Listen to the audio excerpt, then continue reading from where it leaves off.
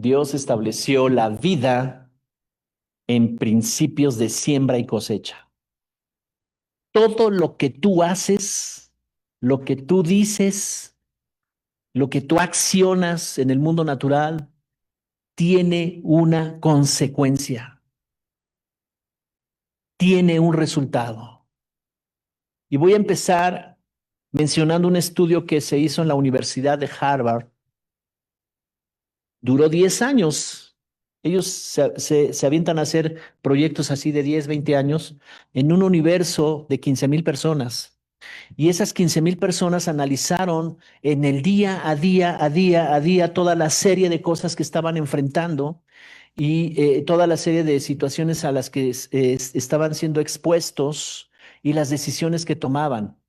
Y llegaron en los estudios que hicieron y en las estadísticas que hicieron a una conclusión.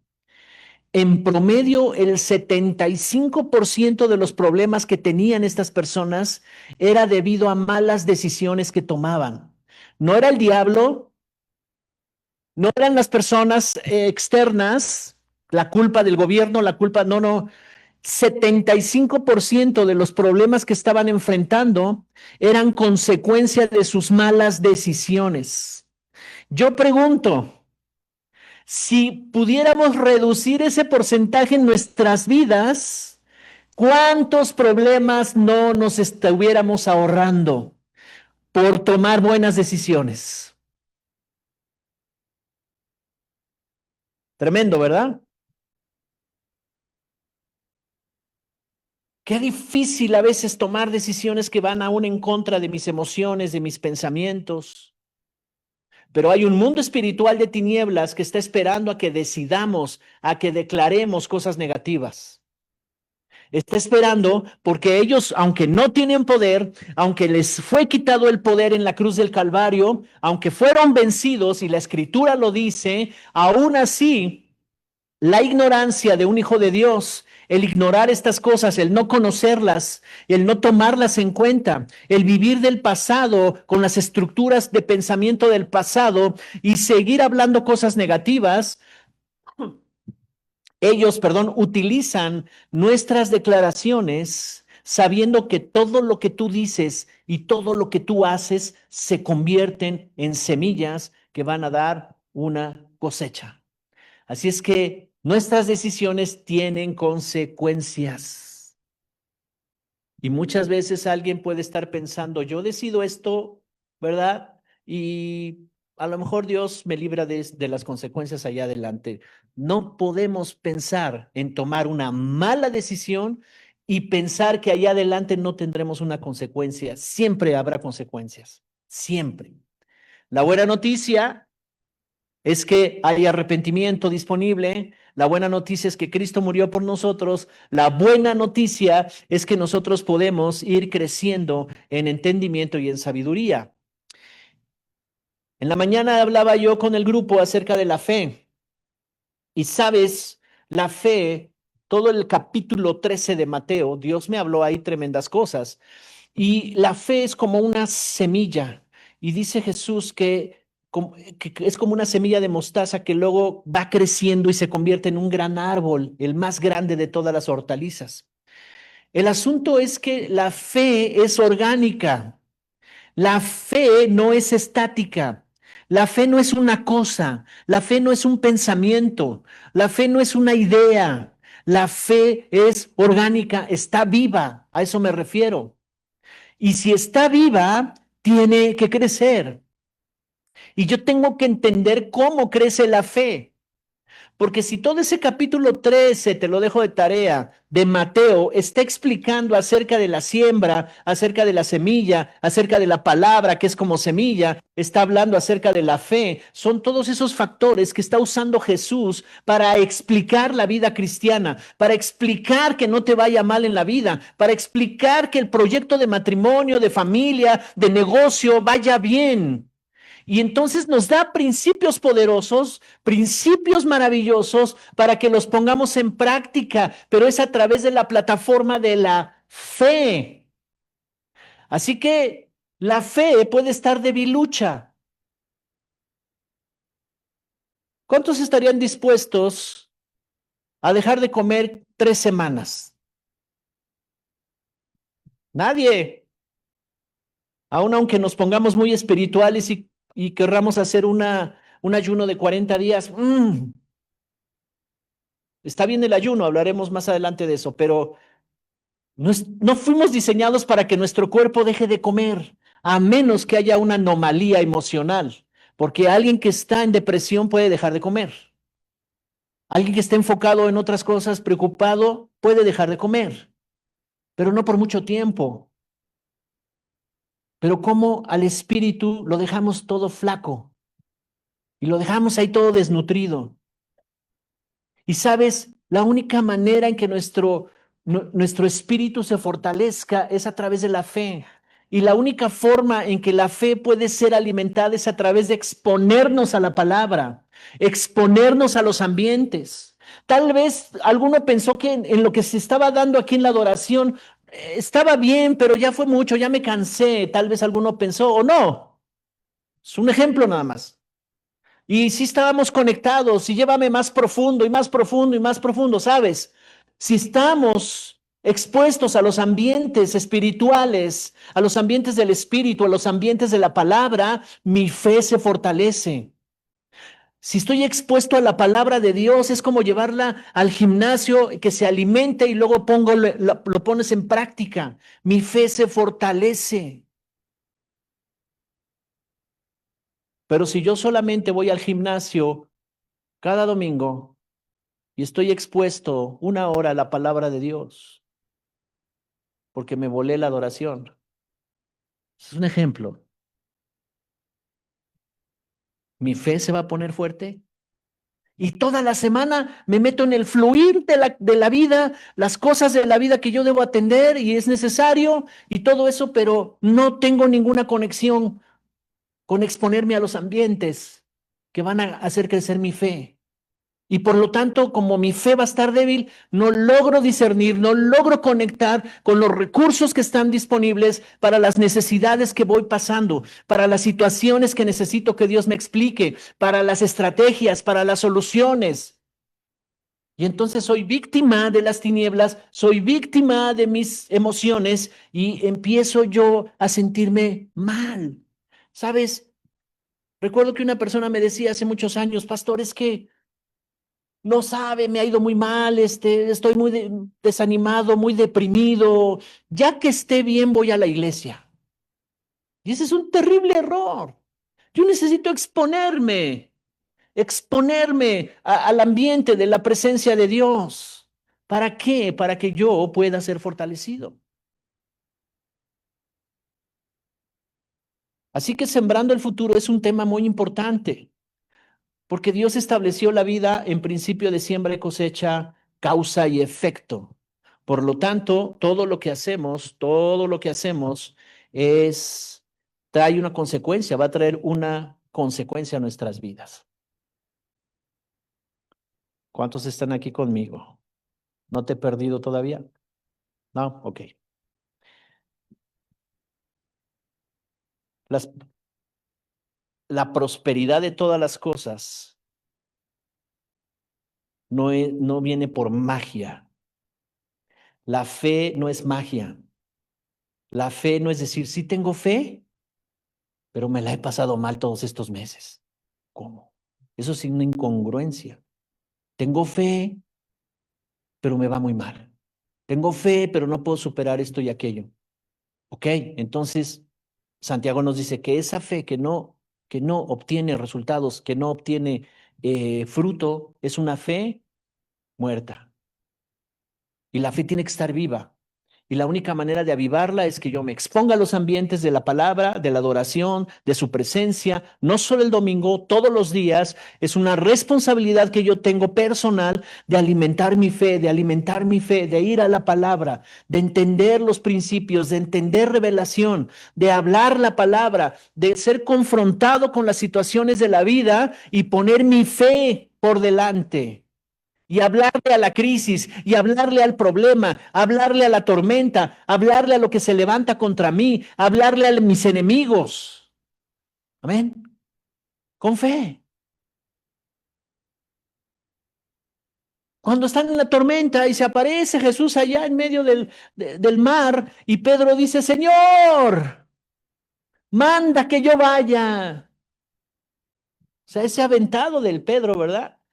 Y el Señor le dice, vente. Y empieza a caminar en el agua. Está la tormenta, está Jesús ahí, pero cuando él pierde su enfoque de Jesús y voltea a ver la tormenta y dice, oye, eso sí está tremendo, se empieza a hundir. Perdió el enfoque. Pero sabes, hemos predicado, yo soy uno de ellos, y la mayoría de los predicadores que he escuchado de este tema, acerca de este versículo o de esta historia, dicen, es que Pedro no tuvo fe y lo ven como un fracaso de Pedro. Pero sabes, el Espíritu Santo me mostró que él creció más en fe en ese evento que los que se quedaron en la barca. Los que se quedaron en la barca dijeron, este está loco, ¿cómo va a caminar en el mar? Y tal vez alguno le dijo, oye, Pedro, cálmate, Pedro, no hagas el ridículo, mira cómo que te vas a ir caminando. Y caminó un poquito. Eso aumentó su fe, ¿sí o no? O sea, a veces no nos lanzamos a hacer decisiones de fe por temor, por miedo al que dirán, por miedo a que no resulte, porque mi fe no está bien sólida y entonces, y el Espíritu Santo diciendo, hey, ora por tu matrimonio, ora por tus hijos, ora por tu salud, toma decisiones para los médicos y eso está bien, pero sigue orando por los tuyos, sigue orando por lo que es correcto, que Dios quiere levantar y respaldar. Pero a veces se nos van las ganas y decimos, es que ya estoy tan desgastado, tan desgastada, que me cuesta trabajo por este negocio. Mira, no levanta este negocio.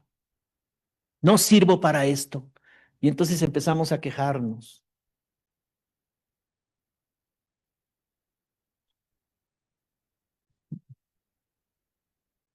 Muchas cosas son semillas antes de venir a la existencia.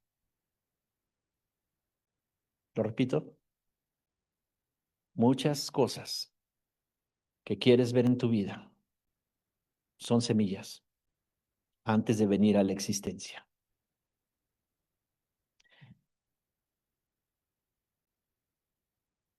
Un día vi una película donde iban a sembrar árboles de Navidad y en la mano de ese hombre que se dedicaba a sembrar ahí, era un lugar en Canadá, de eso se trataba la película, y en su mano tenía semillas de pinos de gran calidad.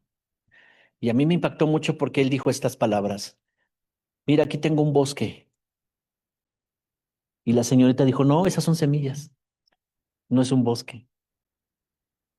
Pero este hombre estaba viendo al futuro, si esas semillas se siembran, esas semillas iban a dar un bosque como resultado. Y muchas cosas que queremos en el futuro hoy son semillas.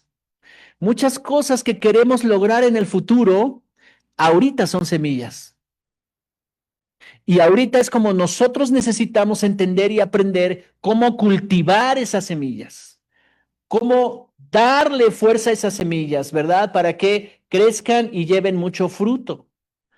El árbol de la mostaza no crece de la noche a la mañana. Para dar fruto tarda cerca de 4 o 5 años. Y el agricultor está dedicado a cuidar la tierra y ya salió la ramita y ya salió la plantita y mira, ya creció 1 metro y ya tiene 2 metros y ya se ensanchó el tronco y ya va para arriba, pero todavía no puede dar fruto. Pero cuando da fruto, dice la escritura que es la más grande de las hortalizas y que muchos aves van y hacen sus nidos ahí, bendicen con sus frutos. Son árboles impresionantes, pero todo comenzó con una pequeña semilla. Hay muchas cosas en tu vida que ahorita son semillas y que Dios te ha puesto semillas en tus manos para que las siembres. Y los principios y las leyes y los fundamentos de la naturaleza y los espirituales te ayudan a ti a que esas semillas se conviertan en gran fruto. Dice Génesis 2:15, ¿tenemos versión internacional? Génesis 2:15. Dios el Señor tomó al hombre, hablando de Adán, y lo puso en el jardín del Edén. ¿Para qué? Lo cultivara y lo cuidara o lo labrara. Es nuestra responsabilidad. ¿Tú crees que yo no he estado desanimado? ¿Tú crees que yo no he estado así como para aventar la toalla? ¿Tú crees que no vienen ataques así que saturan mi mente y me dicen, ¿qué vas a hacer? Estás arruinado, mira esto y el otro. Y yo me tengo que levantar de ahí, de ese pensamiento, y decir, Señor, hay un gran propósito para mi vida. Y tengo que hablarme a mí mismo.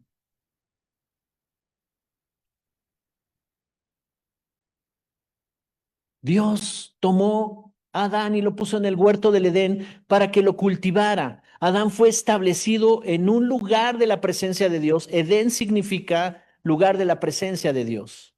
Así que fuimos diseñados para ser fructíferos en la presencia de Dios. Jesús lo dice de esta manera: si ustedes permanecen en mí, si mis palabras permanecen en ustedes, entonces podrán llevar mucho fruto y mi Padre será glorificado.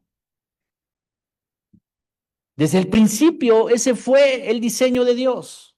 Y Jesús viene a mostrarlo en Juan 15 y les dice a sus discípulos, permanezcan, permanezcan, va a haber retos, va a haber desafíos. Su fe tiene que ser probada, su fe tiene que ser ejercitada. La fe se ejercita en medio de los problemas. La alimentamos con la palabra, la alimentamos en la adoración, en nuestro caminar diario con el Señor, ¿verdad? En nuestros tiempos de oración, ahí nos rendimos, ahí es maravilloso, ahí encontramos esa paz, ese descanso, ese reposo. Pero después salimos, ¿verdad? A hacer nuestra vida y ahí vamos a ser retados, ahí vamos a ser desafiados. La fe tiene que estar siendo todo el tiempo desafiada para que crezca, para que se fortalezca. Si yo voy al gimnasio y agarro mi pesa de 10 kilos y así estoy y todo un año con 10 kilos, ¿tú crees que acá esto se va a poner grande, fuerte? No, no va a suceder. Tengo que ir graduando y aumentando. Y entre más resistencia, el músculo se rompe literalmente y comienza a crecer. Y por eso te duele y por eso estás así todo cuando vas al gimnasio. ¡Ah! Quiere decir que está operando ahí el crecimiento. ¿Alguien está aquí conmigo? No te he perdido. Bien. Bajo la presencia de Dios y sus principios es que nosotros estamos para cultivar la tierra. Cultivar quiere decir poner los medios necesarios para mantener, para nutrir. Todo el capítulo 13 de Mateo, Jesús lo abarca para explicar acerca de lo que es la siembra, de lo que es la cosecha. Y dice que la tierra es importante, tu corazón es importante, ¿qué está cayendo ahí? ¿A qué te expones todos los días? ¿Qué ves en las redes sociales? ¿Qué escuchas todo el tiempo? ¿Escuchas cosas negativas? ¿Escuchas fe negativa? ¿Qué estás escuchando? Y si ponemos las noticias y escuchamos lo que está pasando en México o internacionalmente también, podemos desanimarnos. A veces no son noticias que nos agraden y eso es lo que está pasando en el mundo. Pero ¿a qué estamos expuestos nosotros? ¿Qué estamos escuchando? ¿Escuchas al Señor? ¿Escuchas a Dios? Así que todos tenemos la capacidad de crear el futuro. Todos. Pregunto otra vez, ¿cuántos quieren un buen futuro? ¿Y cuántos están conscientes de lo que tienen que hacer? Necesito sabiduría, ok, ¿dónde la vas a obtener? ¿Cuál es la fuente? Necesito que me guíen, ok, está bien, ¿cómo le vas a hacer?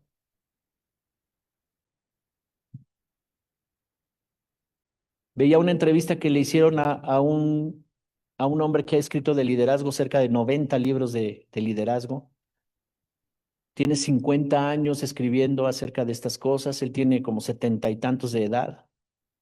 Él empezó de pastor y Dios lo sacó del pastorado porque su misión en la vida y su propósito era hablar de liderazgo y no solo alcanzar a los líderes de las iglesias, sino liderazgo en general.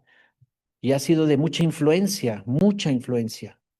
Y él habla de fe, habla de muchas cosas y vi una entrevista de él en la semana y él siempre comenzó con esta actitud, tengo mucho que aprender de los demás. Y él estaba diciendo, después de 50 libros, ha vendido millones de copias en todo el mundo, en diferentes idiomas y todo esto. Y dice, después de todo este tiempo, yo sigo aprendiendo de los demás. Y era un joven, unos 35 años, el que lo estaba entrevistando en un podcast y lo estaba entrevistando, haciéndole preguntas. Y él le regresaba las preguntas para sacar lo que él tenía, ¿no? Y él empieza a hablar, ¿verdad? De cosas de su experiencia y todo. Y entonces le dice, espérame, necesito anotar eso. Y saca su libretita y empieza a anotar. Le dice, ¿cómo? Pues si yo el que viene aquí a aprender de ti soy yo. Dice, no, no, no, no te equivoques. La clave del éxito es que yo sigo aprendiendo de los demás. Entonces, esa actitud de que en cualquier lado tú puedes encontrar semillas de sabiduría, semillas de bendición, semillas que te edifiquen, que escuches hablar a una persona y digas, esto, gracias Señor por conectarme con esta persona. Me está edificando lo que dice, me está edificando lo que habla, lo que hace. Entonces, todas esas semillas, ¿verdad? Se pueden convertir en un tremendo potencial para tu futuro, en algo tremendo para tu futuro. Gálatas 6:9, en la Nueva Traducción Viviente, Gálatas 6:9, dice, no nos cansemos, así que no nos cansemos. Dile al que está a tu lado, no te canses.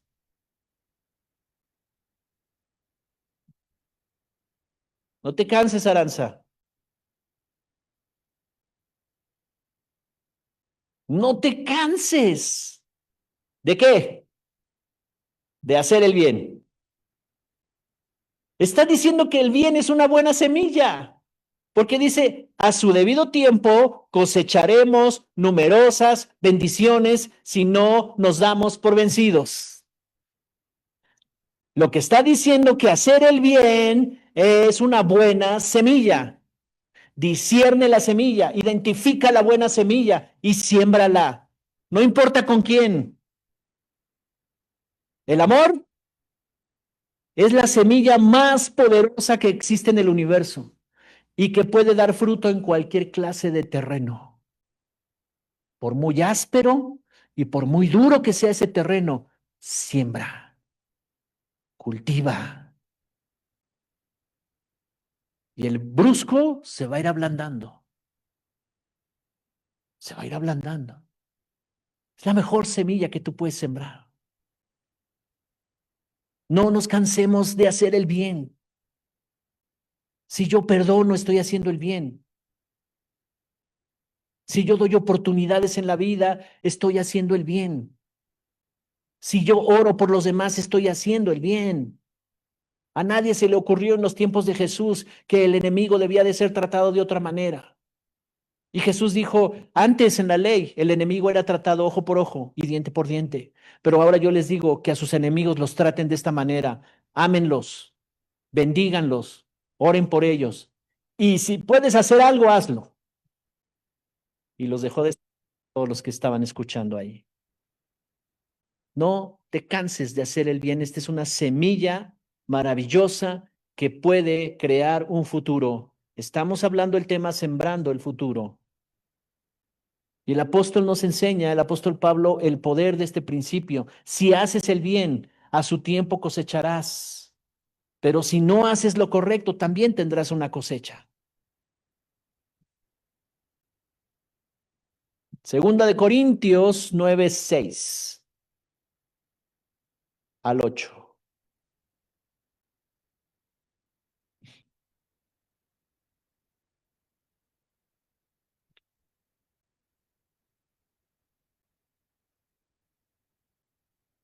¿Ya se cansaron? No se cansen.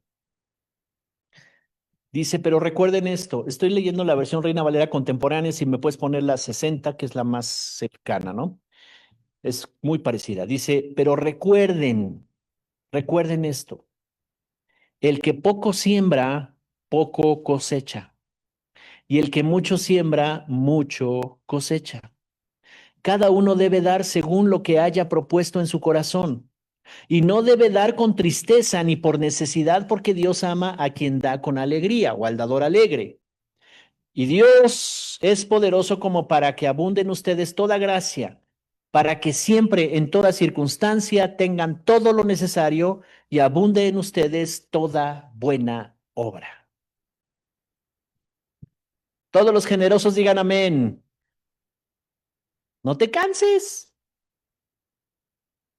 El que poco siembra, vas a cosechar poco. Eso es obvio, obvio. Y esto lo he recordado siempre a través de todos estos años. Dios me enseñó estos principios y sembré mi tiempo, le dediqué tiempo a familias, le dediqué tiempo a personas que hoy están siendo exitosos en los negocios y que Dios les ha recordado, es tiempo de cosecha, da lo que recibiste de gracia. Y me llaman y me dicen, pastor, ¿se acuerda? Sí, sí, me acuerdo. ¿Cómo te ha ido? Muy bien. Sus enseñanzas me ayudaron. Ah, qué bueno, gracias a Dios. Estás congregándote, sí. Páseme una cuenta, le quiero enviar algo, porque sabe, en mi corazón he sentido eso. Usted sembró su tiempo, toda su dedicación, y aunque no estamos en la Ciudad de México, pues queremos, mi familia y yo, pues dar de lo que Dios nos ha dado. Entonces, y no solo en lo económico, en muchas áreas. Haz conexiones, haz amigos, siembra, siembra, siembra, siembra, siembra.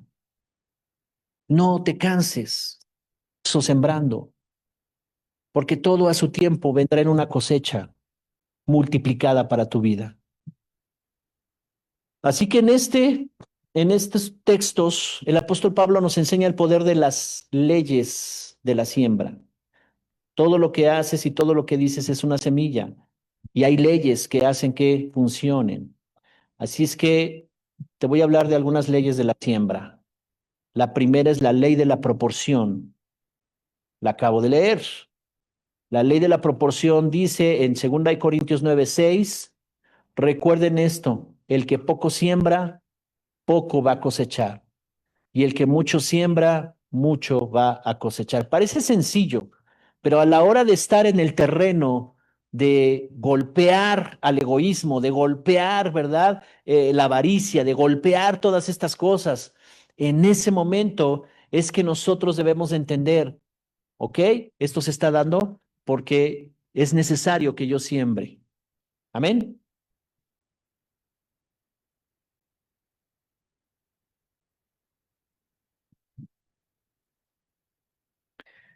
En la semana fui a comprar carne. ¿Lo mandaron, pastor? No, no me mandaron. Yo fui por mi propia cuenta. Y fui a una carnicería donde nos venden una carne riquísima. Y estaba yo formado. Y entonces llegó un señor con sombrero y así humilde, ¿no? Vendiendo unas paletas. Y todos los que estaban en la fila, nadie le hizo caso. Yo estaba hasta el final de la fila. Y yo observaba cómo les ponía su cara y decía, cómprame una paleta. Y nadie ni siquiera le decía, no, gracias, ahorita no, no sé, ¿no? Y cuando llegó a mí, me le quedo viendo y le digo, ¿tú de dónde eres? Y no hablaba el español así muy bien, me habló en su dialecto. Le digo, pero no eres de aquí, ¿verdad? Y me dice, no, no, allá de Puebla, algo así le entendí. Ok. ¿Y por qué estás vendiendo las paletas? Es que mis hijos, y ya ahí en su poco español le entendí que pues, trabajaba para sus hijos y que tenía poco que vino a la Ciudad de México. Y entonces el señor me dice, ¿cuánto traes en tu cartera? Y yo le digo, así en mi pensamiento hablando con el señor, pues no sé, a ver, déjame ver, creo que traigo como 10 pesos, ¿no? Y en la cartera no traes 10 pesos, traes billetes, ¿verdad? Y entonces ya abro la cartera y traía 800 pesos. Digo, bueno, estos retos ya los conozco del Señor. Le digo, ¿cuánto cuesta todo eso que traes ahí en tu bolsa? Ah, no sé, son 25 paletas. Ok. Y son de a 10 pesos cada paleta. Ok, son 250 pesos. Te las compro todas. Y se me queda viendo, no, como diciendo, ¿y luego qué vendo, no? Y entonces le digo, sí, toma. Y el Señor me dice, sé generoso, sé generoso. No pienses que no tienes, porque tienes mucho. No pienses, solamente hazlo. Sí, Señor. Entonces ya saco todo y le digo, mira, toma esto y vete con tus paletas y véndelas. Y se quedó impactado, no supo qué decirme. Gracias, gracias, que Dios te bendiga. Pero fue una lección no para él, sino para mí, porque Dios me estaba probando si era generoso o no. Y entonces ese dinero era para pagar la luz. Y llego y dije, bueno, pues pago con tarjeta, ¿no? Puedes pagar con tarjeta en el cajero ahí de la Comisión Federal. Y cuando llego y le doy el pink, impresionante, dice la pantalla, está pagado. Yo me quedo así y veo si era la misma cuenta. Y entonces le pongo cancelar y vuelvo a pasar ahí el código de barras. ¡Ping! Su cuenta está pagada. Yo me quedé impactado. Ese tipo de cosas antes me pasaba muy seguido y no me había vuelto a pasar. Y entonces el que estaba atrás, la señora que estaba atrás en la fila esperando para apagar su luz, se me quedaba bien y me dice, ¿tiene problemas para pagar? No, tengo problemas para entender lo que está pasando aquí. Pagado, pagado. Tenía que pagar 800, casi 900 pesos. Pagado. No supe de dónde. Y luego me quedé con la duda del incrédulo. Y regreso después, ¿verdad? Más tarde. Digo, tengo que comprobarlo. Y otra vez paso ahí. ¡Ting! Pagado. Y ahí yo me puse a llorar y le di gracias, Señor. Me diste una gran lección. Eh, si alguien me enseñó a sembrar mucho fue mi esposa. Ella es una sembradora. Hijo, yo necesito salir con una carretilla de monedas con ella porque a todo mundo le quiere dar. Pero yo aprendí mucho de ella, de ser generoso.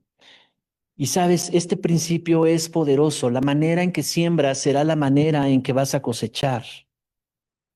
Si es con generosidad, Dios es generoso. Así que tú pones la medida, no la pone Dios, no la ponen tus circunstancias, no la ponen tus situaciones, no la ponen tú, el gran administrador que eres, y está bien, sea administrador, no seas gastalón, pero cuando estamos hablando de principios espirituales, las administraciones terrenales las tenemos que dejar en stand-by porque Dios nos desafía a hacer cosas sobrenaturales. Amén. Segundo, la ley de la generosidad. Segunda de Corintios 9, 7 al 8. Nueva traducción viviente, por favor. Ley de generosidad. Vimos la ley de la proporción. Siembra poco, cosecha poco, siembra mucho, cosecha mucho. Ley de la generosidad dice, cada uno debe decidir en su corazón cuánto dar y no den de mala gana ni bajo presión, porque Dios ama a las personas que dan con alegría. Y Dios proveerá con generosidad todo lo que necesiten. Entonces siempre tendrán todo lo necesario y habrá bastante de sobra para compartir con otros. Me gusta esta versión. Dice ahí, entonces siempre, di conmigo, siempre tendrán todo lo necesario y habrá bastante de sobra para compartir con otros.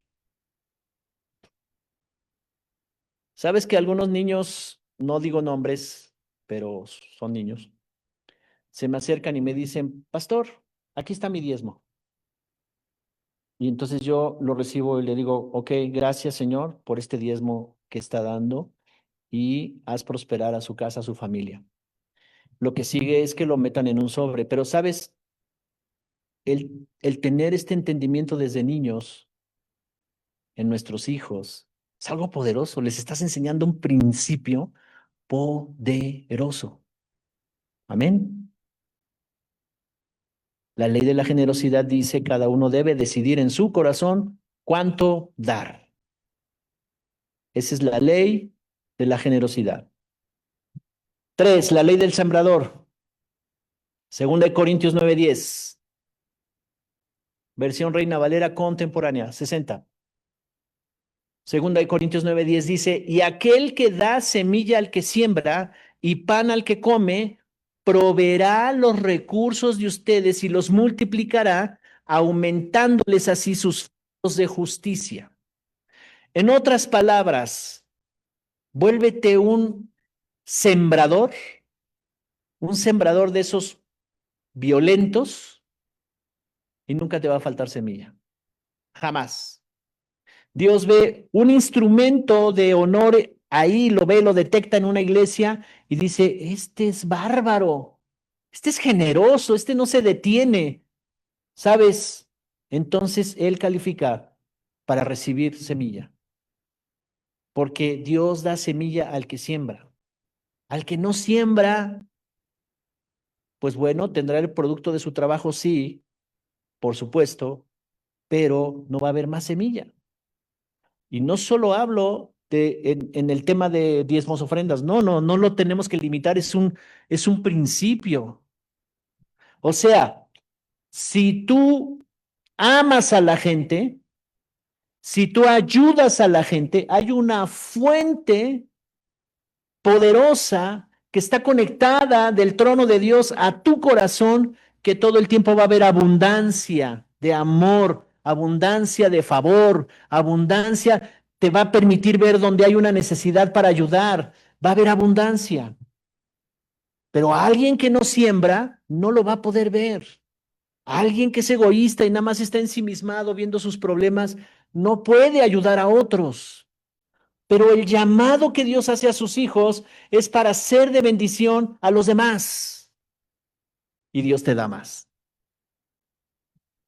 Primeramente a los de casa y después a los demás. Amén. 4, la ley del género de semilla.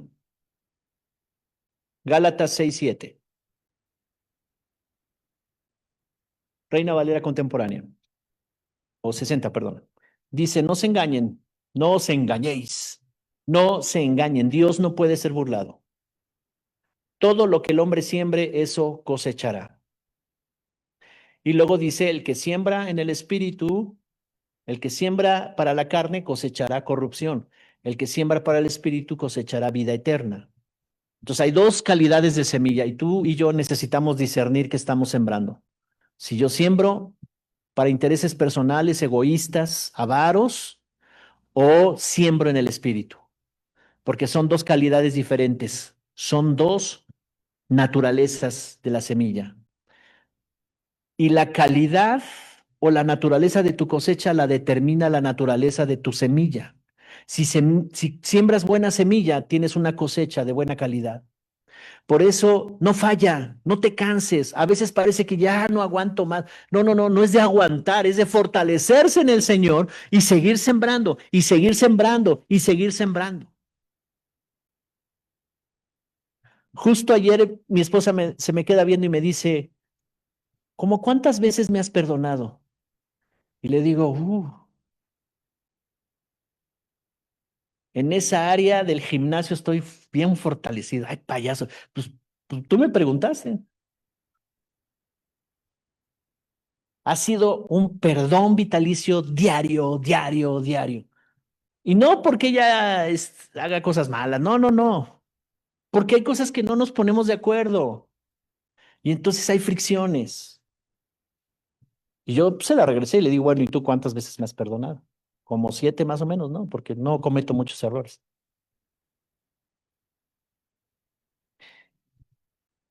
La calidad y la naturaleza de tu semilla determina la naturaleza de tu cosecha. ¿Cuántos quieren un buen futuro? Comienza a cambiar la semilla. Comienza a cambiar la semilla. Y la única manera, ayer un joven me preguntaba, creo, Carlitos, ¿cómo se hace eso, no? ¿Cómo lo hacemos? Y la única manera es que nosotros estemos conectados a la fuente del que puede darme buenas semillas para sembrar. Esa es la única manera. De buena voluntad, yo puedo esforzarme en una buena voluntad, pero la buena voluntad no dura mucho. Al rato algo me hiciste y ya, tú y yo ya estamos distanciados. Porque mi buena voluntad no me alcanzó. Pero si yo estoy conectado a la fuente, si yo entiendo cuál es mi origen, mi naturaleza y la naturaleza del que me sostiene, entonces mm, me hiciste enojar, pero ya me tomé un vaso de agua y ya pasó el trago amargo. Ya te perdoné. Sigamos adelante. Hablemos. ¿Qué cosas nos están aquí golpeteando para estar así? Todo lo que pensamos, hablamos, hacemos es una semilla. Pero tú y yo necesitamos discernir, identificar qué calidad y qué clase de semilla. La naturaleza de tu semilla determina la naturaleza de tu cosecha. Voy a terminar con este versículo, 2 Corintios 9:11.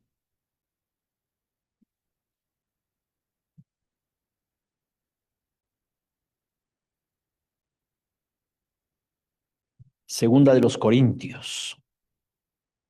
Yo tengo la versión eh, Biblia libre. Es una versión rara, pero me gustó esta versión, aunque podemos poner la Reina Valera 60, ¿no? Por favor.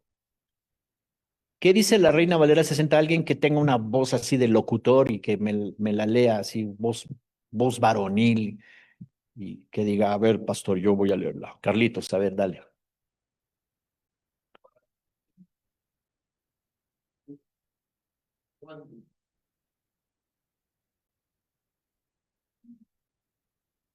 Para que estén enriquecidos en qué? En todo, ¿verdad? Mira cómo dice esta versión, me gusta. Y entonces serán ricos en todas las cosas, a fin de que puedan dar siempre generosos y su generosidad lleve a otros a estar agradecidos con Dios. O sea, por causa de tu generosidad, esa persona que reciba va a decir gracias porque esta persona me dio generosamente. Y lo que está diciendo este texto.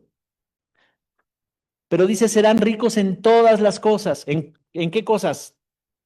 En todas, en todas. No te hará falta nada. Pensabas que esa materia de matemáticas nunca le ibas a pasar. Hey, serás enriquecido en todas las cosas. Entendimiento, sabiduría. Tu mente se va a expander.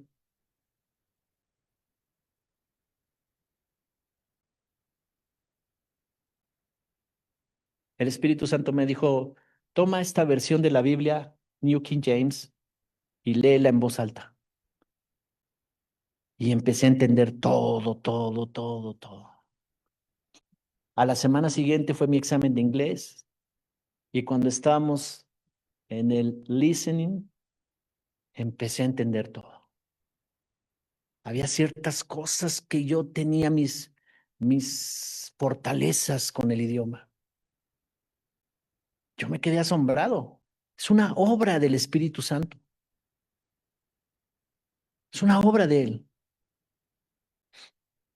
Serán ricos en todas las cosas a fin de que puedan ser siempre generosos y esta generosidad lleve a otros a ser agradecidos con Dios. Dios quiere que prosperes en todo y que tengas libertad de seguir sembrando, edificando las vidas de otros, que seas enriquecido en tu economía, en la familia, en el trabajo, en el matrimonio, en la salud, en tus relaciones personales, con tus familiares, con tus socios del negocio, con tu trabajo, los compañeros de trabajo, con los vecinos, en todo. Tú eres una fuente inagotable. Los vecinos van a ser bendecidos contigo. Tú eres una bendición para tus vecinos. No eres una piedra en el zapato. Pregúntele al vecino. Por eso, pero mi condición es que yo soy bendición para mis vecinos.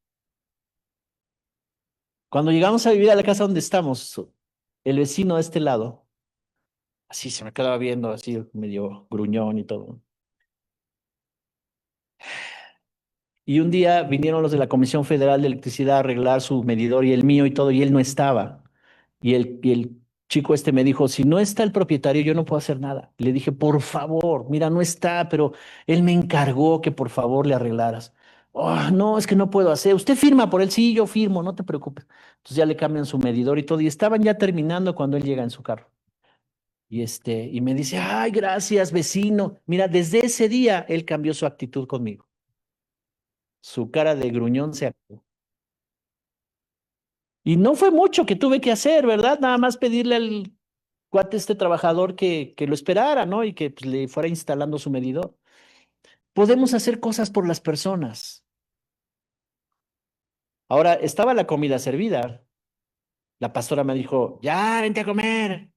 Espérame, allá voy. Y tuvo que calentar la sopa otra vez. Pero no importa, no importa. Ahora, si yo hubiera sido un egoísta de primera, hubiera dicho, bueno, pues ahí el vecino que se las arregla y nos vemos. A comer, soldaditos del cuartel. Pero no, o sea, hay momentos en que aún ese tipo de cosas tienes que elegir qué hacer. Siembra, siembra, haz el bien, siembra, siembra. Y si tienes ahí un pariente, ¿cómo se dice? Difícil o un vecino complicado, ¿qué tenemos que hacer? Bendecirlo, orar por él. Eso no falla nunca. Bendigan a sus enemigos, oren por sus enemigos, hagan algo por sus enemigos, declaren por sus enemigos. Amén.